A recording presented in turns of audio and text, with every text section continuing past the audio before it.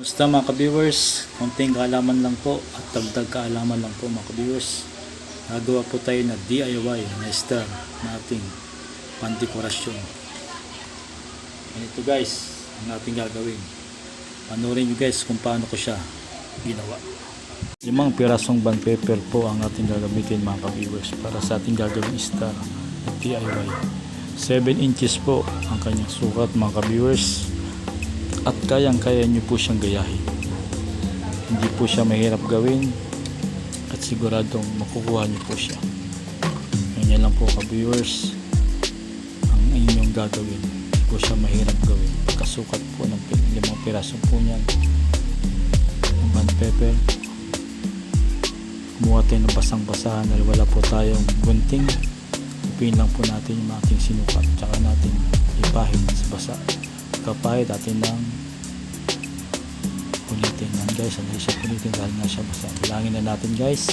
5 piraso. 1, 2, 3, 4, 5. Yan po siya mga ka-viewers. Ngayon ang ating pandikit. Kanin po. Dahil wala tayo pandikit. Wala tayo pambili. Kanin lang po ang ating pandikit. DIY din po yan mga ka-viewers. Ganyan lang po mga ka-viewers yung ating gagawin. Ganyan po ang pagtupi para makabuo tayo ng star na design mga ka-viewers. Matatapos na po siya. Bali 5 piraso po yan mga ka-viewers. Kung kuha nyo po yung mga ka-viewers, madali po siyang gawin. Ngayon natin ang bilangin. Bali 5 piraso pagkabilang. Okay guys, atin ang pagdikit-dikitin ng ganyan na ganyang design, na ganyang forma. Ganyan po ang pagkadikit po niyan mga ka-viewers. Sumabit na kanin, dikit nga po itong kanin. Ngayon natapos na magbigay natin ng buka. Diba guys, star na po siya. Guys, magandang design po yan sa ating mga bahay, pang dekorasyon mga ka-viewers. Ang galing. Ganyan lang po kadali mga ka-viewers.